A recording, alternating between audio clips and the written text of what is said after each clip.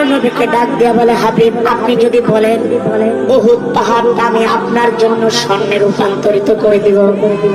বর্তমানে বিজ্ঞানীরা আবিষ্কার করে দেখেছে উহুদ পাহাড় পুরাটাই, উহুদ পাহাড়ের তলদেশ পুরাটাই স্বর্ণে ভর্তি।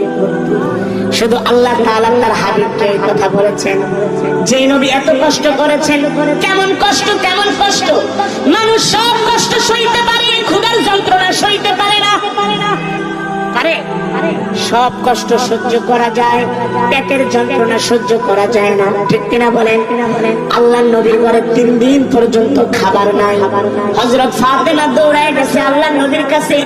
নবীজি মসজিদে নববীর বারান্দায় বসে আছে, নবীজির সামনে খাবার ভর্তি, কাফেলা দূর দূরান্ত থেকে আসছে। আল্লাহর নবী নিজের হাত দিয়া মানুষদেরকে খাবার বিতরণ করতেছে, জব দিচ্ছে, আটা